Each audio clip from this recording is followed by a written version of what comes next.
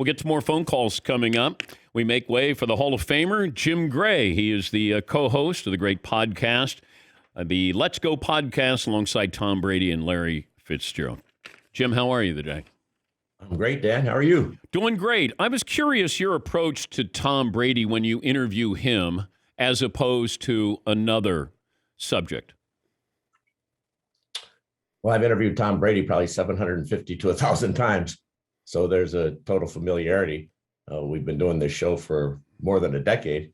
So as opposed to another athlete, there's a lack of familiarity.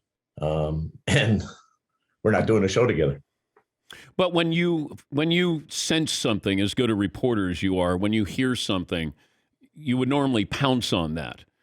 How do you approach that if you sense something with Tom and, you know, the approach of pouncing on it and realizing that maybe there's kind of breadcrumbs there for a bigger topic?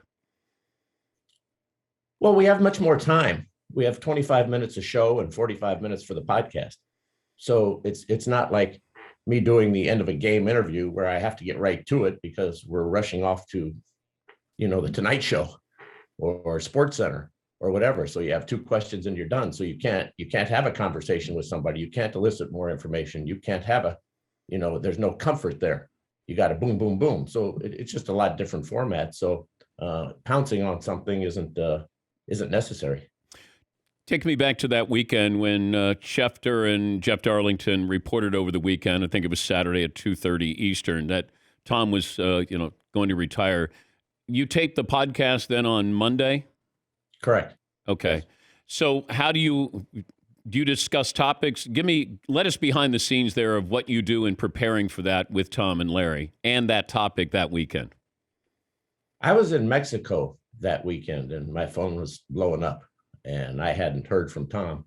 And so I didn't know anything about it. And I don't know if I'm 10th on the list, Dan, or if I'm 20th or 50th or 100, but I'm on the list. Somewhere at some point, he would have reached out and said, Jim, I'm out. I'll talk to you later or whatever it would have been. I didn't get that. So I called Tom's agent and he didn't know anything about it. I spoke to Mr. and Mrs. Brady and they didn't know anything about it. They had just spoke to Tom and Tom said that wasn't the case. So we've been involved with each other for a long time, Tom and I, doing this show. I always take Tom at his word because Tom's word is really good. So we approached the show on that Monday, which was a couple of days later, and I asked him what he was doing, and he said he hadn't decided yet. So, this isn't a show where you're supposed to badger somebody. He's the co-host of the show. You're not hitting him over the head, and it's his decision and his life. And when he came to that decision with his life, he would inform us. What did you think when you heard on Tuesday or you saw this social media that Tom was retiring? Thought that he decided to retire and that he decided over the course of time with Giselle and whoever else was involved with the decision, Jack, Benny, and Vivi, that it was time to do that. By the way, Dan, the club also hadn't been informed.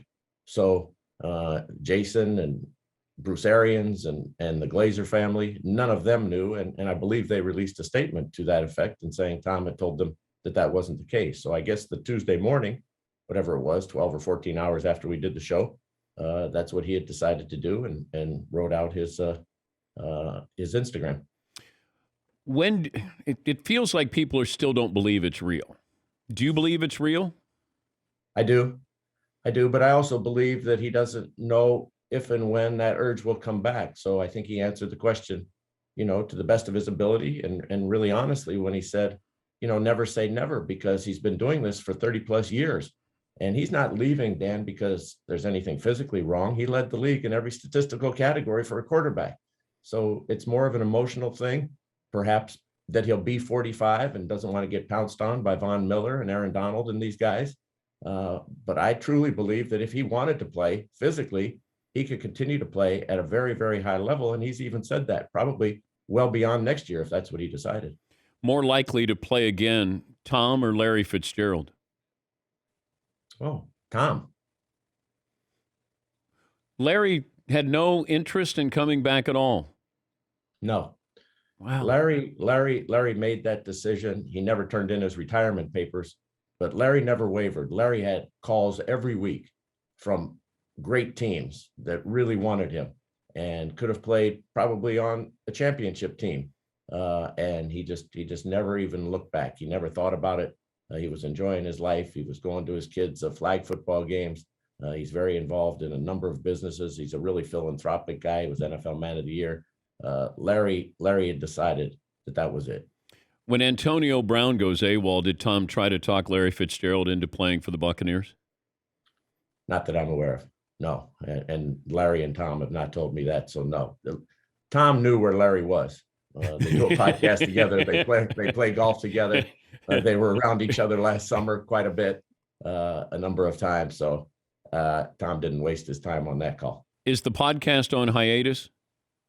Podcast was our last podcast on Sirius was Monday night, and we'll come back in August. And both Tom and Larry and I were all set to go for the next football season. And Sirius has been a great partner, and we'll have some more fun. Yeah, I was wondering about that. People jumped on that. They're like, it's on hiatus until September, and then it was like, oh, September. That means maybe Tom's going to come back. And I thought, well, they're not going to talk football during the off season, I guess, and you guys will just pick it up when you get ready to start the season. Correct. I mean, that's been normal what we've done. We've done this show for more than a decade. And so, but we don't do it all year. We don't come on and start talking about the Final Four and the Masters and baseball. I'd be curious. Unlike you, Dan. I'd be curious about it because, Larry Fitzgerald, a really good golfer. You get their comments on Augusta. I'm fine with that. March Madness as well. Maybe we'll do a special. Maybe we'll jump over from the Mad Dog channel over to the Dan Patrick channel, and maybe we'll do a summer special. When did it start to click where Tom Brady and you became friends, not reporter and or partners, I guess? Do you remember? Well, I had just asked him. Don Shula used to do Monday Night Football with me on Westwood One, and he decided that he had enough. That it was just, too much. And I believe at the time, Don was maybe 80 years old, 79 or 80 years old.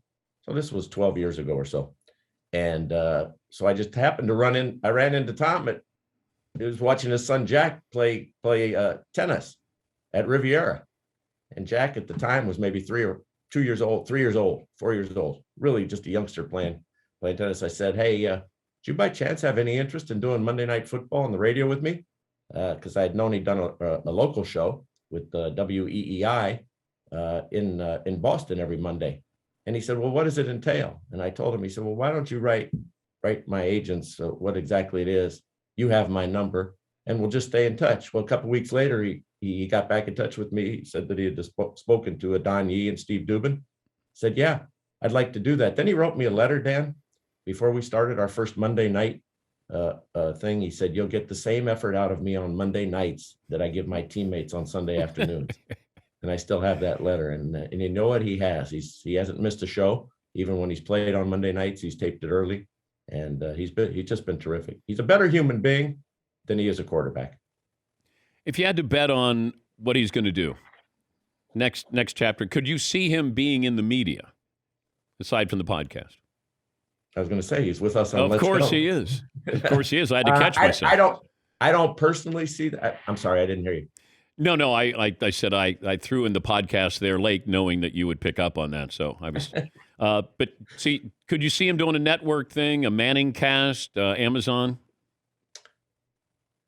I don't want to speak for Tom, but every indication that I have would indicate no. Might he do some more specials? Might he do, another Man in the Arena or a documentary or appear from time to time? He's appeared on the Manning cast. He might do something like that, but I don't think he's going to try and do something like Tony Romo or Troy Aikman. I could see him and Gronk doing a Manning cast type, something on Amazon. What do you think? That'd be fun. It's a good idea. But I think Gronk's going to play. Oh, you do? I do. With Tampa? Yeah, Tom said a couple of days ago on our final show that he hoped Gronk's play, that he's got a lot left in the tank, that he'll make any team a whole lot better, that he still has championship football in him, and that he would, hate to see him go at this point, but would totally respect whatever he wanted to do. He's Jim Gray, Hall of Famer, the podcast Let's Go with Tom Brady and Larry Fitzgerald on hiatus until August. Uh, who's the athlete you haven't interviewed that you want to? I've interviewed everybody I've wanted to interview. I guess Babe Ruth, but unfortunately, that's not going to occur. That's not going to happen. I'm not sitting here, thinking that I'm lacking anything, or that there's anybody who I really, I'm still curious. I'd like to interview. I guess I'd like to interview Ohtani because he's great. I'm sure there's a language barrier, and it can be translated, but I think he's a great athlete. So I guess that would be the answer. Can you see LeBron staying and playing with his son? The importance of that? Yes? Yes, I do. I think that is important to him. I think he's kind of stated that. I think it would be, it would be a lot of fun to see. I think LeBron can still play at a high level. I don't know where he'll be in a couple of years, or what that team would look like and how exactly that would work. And if his son, we're taking into account that his son, Bronny, is good enough to play in the NBA. Yeah. Now, maybe somebody will do it for the novelty of it, even if he's not good enough. But I think he has a long way to go, in his development. But I wonder if LeBron looks at this and gets into an I don't know if he ends his career with the Lakers. What do you think about I don't that? either. Yeah. I don't either. It's also transient now, and everybody just kind of comes and goes. I mean, look at James Harden, 3 teams in a year. James Harden is as great an offensive force in the history of the NBA as we've ever seen. And, he's just Kevin Durant, the best player in the NBA. Look at this now. And we spend more time wondering where these guys are going to be than we actually do paying attention. It's like it's not even a hot stove league. It's just like constantly burning. It's like one of these wildfires, unfortunately, that we have here in California. So all this speculation is going to go on and on. So I could see LeBron playing someplace else if that meant he could play with Bronny. Did you save your interview notes from LeBron's decision night? I probably have them somewhere. I'd be curious. Here are the interview notes, Dan, right here. Here was just this season with Let's Go, which you were a part of. Yeah. So, yeah, I probably have them somewhere. I still go back to that question I asked, and I did follow up with you when I talked to Tom about that pull that you feel with your family that I felt when I was at ESPN, and I left at 50, and here's Tom at 44. And I followed up with you, and you were kind enough to share that, you could tell that maybe it kind of hit Tom in a different way because everything else was football related, and I went family related. Did you glean anything from that answer from Tom that maybe you didn't realize at the time of what he might be really feeling? Well, I thought it was a great question by you. And I don't say that because we're friends or because this is your show. If it was a lousy question, I'd tell you stink. That was a great question. But I also know how Tom feels about his family, and there's a spot that it touches, whether it's his parents and his sisters who were so important to him, or whether it's Benny, Jack, Vivi, and Giselle. When he goes there, it brings out an emotion, and he wants to be with his son, and his son's in New York. And so when you asked that question, I knew how he felt, and I know how it bothers him, and I know he wants to spend more time. So I could see that it touched him, and everybody else did kind of focus on some of the other things. There was that young man who was in the stands that also touched him. That held up that sign about cancer and saving his life and inspiring him. So I could see, Tom's an emotional guy, and he's a real guy. And he really, really cares. He cares deeply about football, cares about people. He wants to see his teammates succeed. He doesn't feel in any way that ripping somebody else somehow enhances him. So he's tried to inspire and lift people. So when you talked about his family, that took him to a place, where he wants to be. His social media is unbelievable. I don't know. I would love to have had that social media with the Patriots, but why did Tom all of a sudden go unplugged here with the Buccaneers?